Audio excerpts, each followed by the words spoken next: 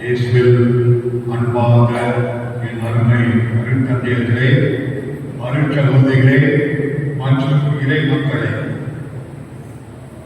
கடந்த வாரம் நம்பாடும் பத்திரிகையை குருத்துவத்தை பற்றி ஒரு கட்டுரை வரைந்திருந்தார்கள். அதிலே ஒரு தலைப்பு, ஒரு குருவின் நன்றி பாமாலை. ஒரு குருவின் நன்றி பாமாலை. 40 காரணங்களுக்காக ஒரு குருவானவர் இறைவனுக்கு நன்றி செலுத்துகிறார். 40 வாசிப்பதற்கு நேரமில்லை. ஆகவே அதிலிருந்து 15 முக்கிய காரணத்தை மட்டும் நான் எடுத்து பகிர்ந்து கொள்ள ஆசைப்படுகிறேன். அந்த குருவானவர் கூறுகிறார், அன்பின் இறைவா உமக்கே நன்றி. தூய குருத்துவத்தை நீர் ஏற்படுத்தியதற்காக, இறையாட்சி பணிபுரிய என்னை தேர்ந்தெடுத்ததற்காக,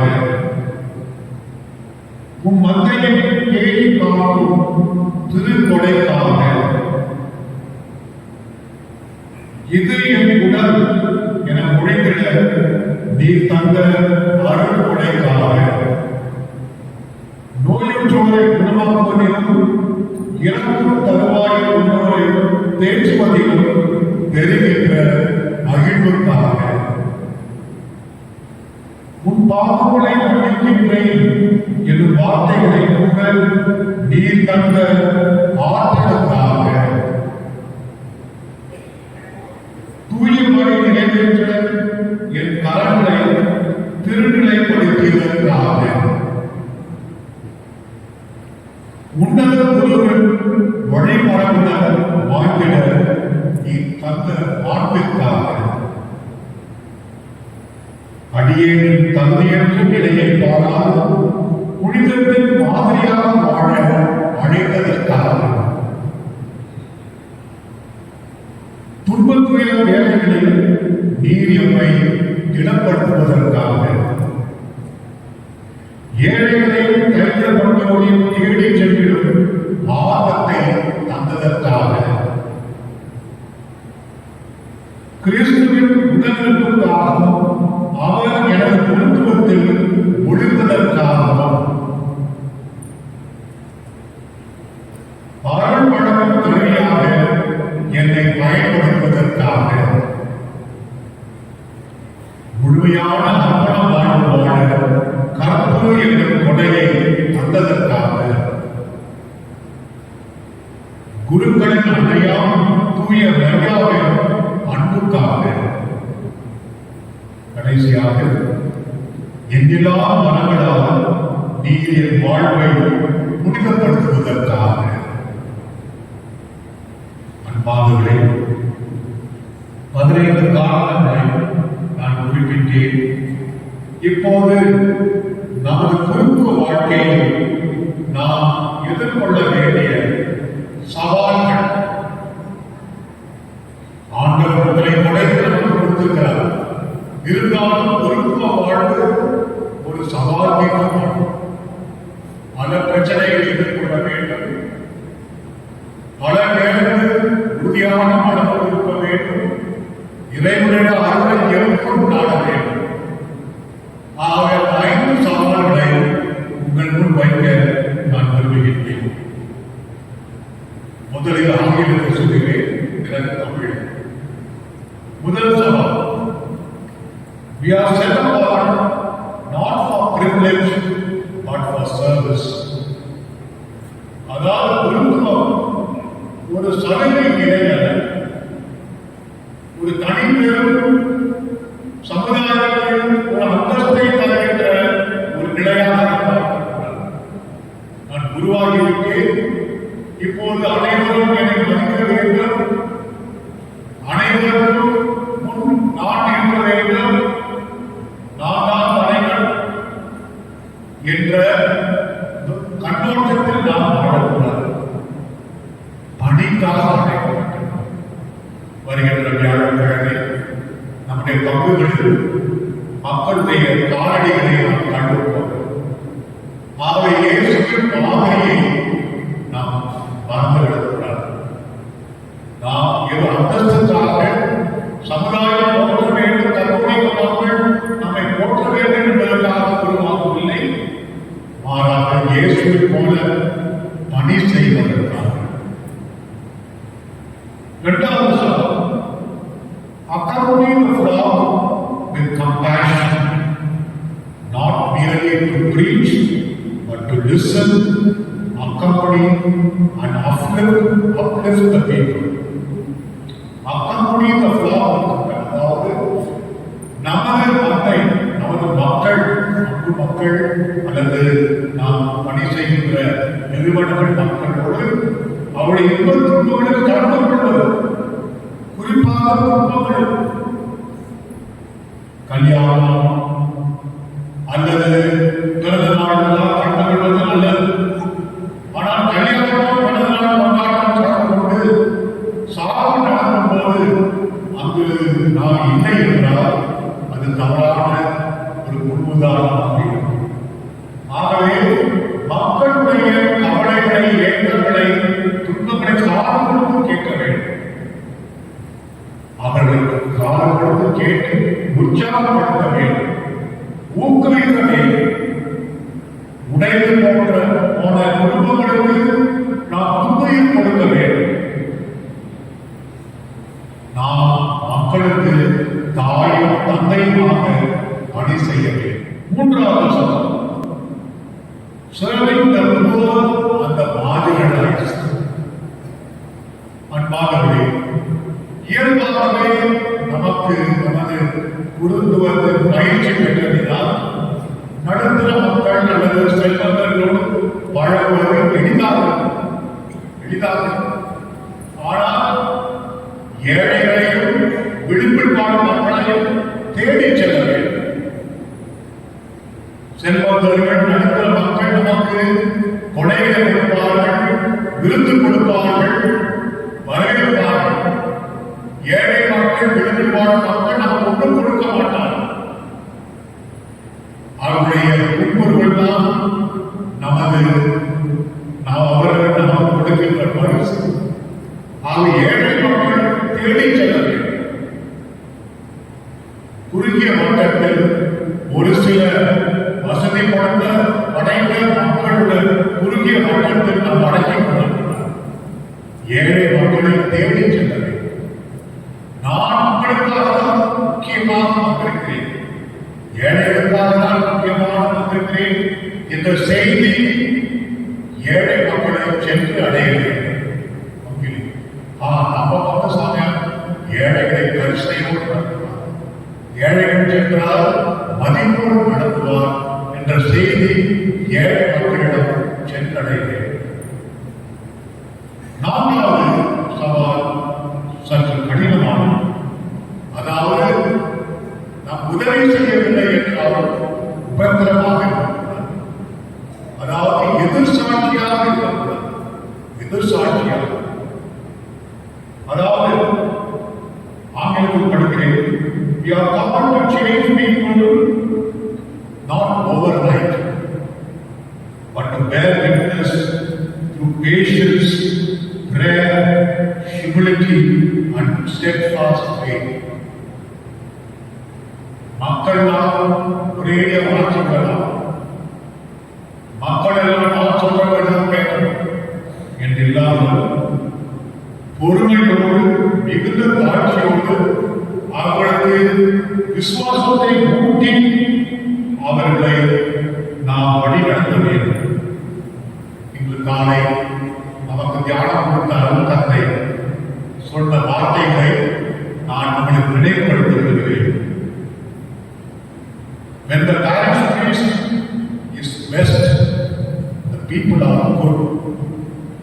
When the parish priest is good, the people are okay. When the parish priest is okay, the people are bad.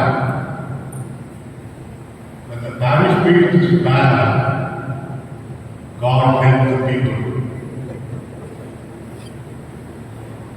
David Bentham என்பவர் இவ்வாறு கூறுகிறார், nothing about the priest self-centered. The priesthood is always used to serve, to bless, and to strengthen other people.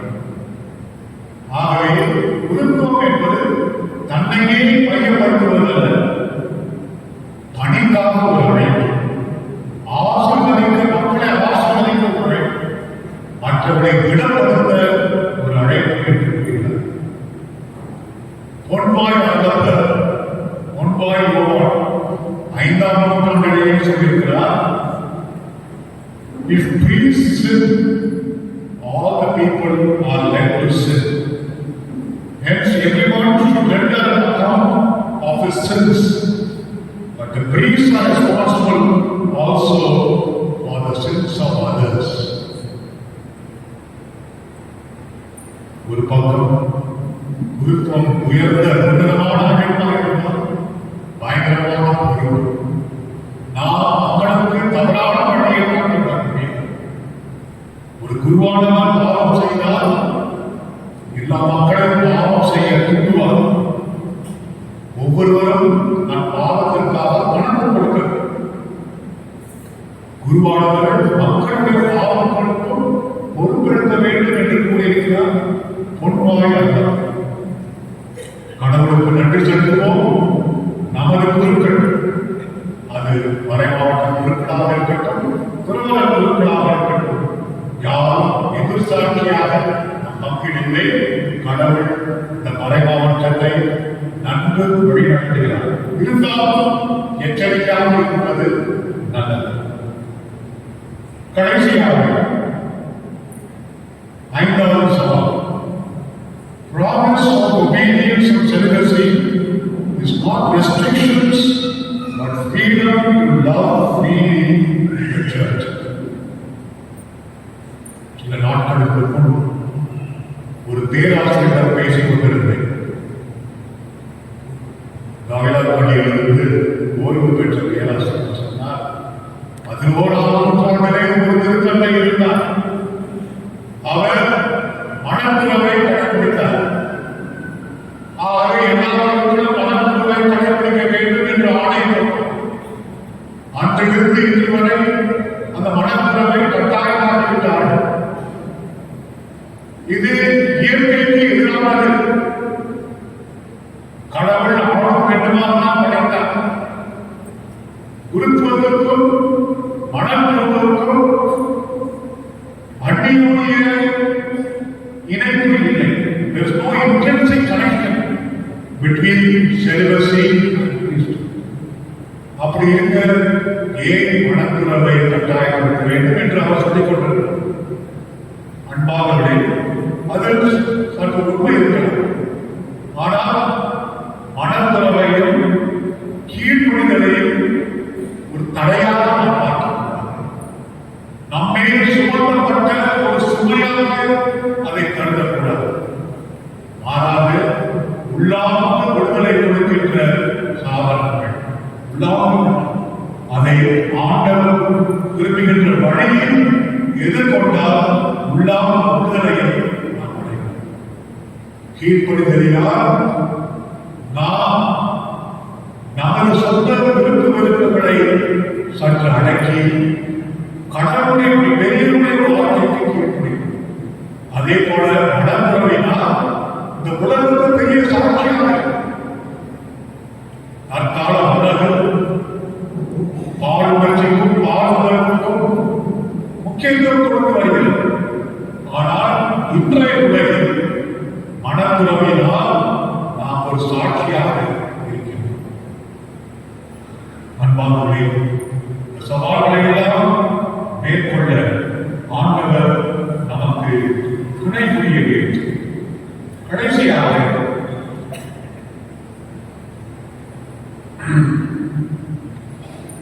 குருத்துவத்தின் மேன்மையை பற்றி ஒரே ஒரு மேற்கோள் காட்ட வருகிறேன்.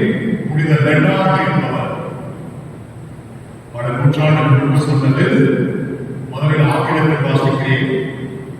What tongue, human or angelic, may ever describe the power so immeasurable as that exercised by the simplest priest during Mass. Who could ever imagine that the voice of man, which by nature has not the power even to raise a straw from the ground, should obtain through grace a power so stupendous as to bring from heaven to earth the Son of God. அதாவது இந்த விளக்கு என்ன சொல்றாங்கன்னா, உலகத்திலே எந்த மனிதனுக்கும் கொடுக்கப்படாத ஒரு வல்லமை கடவுள் குருக்களுக்கு கொடுத்திருக்கிறார். எந்த மனிதனாலும் தலையை கிடக்கின்ற வயிற்றோட எடுக்கக்கூடிய ஒரு வார்த்தையால் எடுக்கக்கூடிய வரம் இது. யாருக்கும் அந்த சக்தி. ஆனால் ஒரு குருவானவர் திருப்பணியின் போது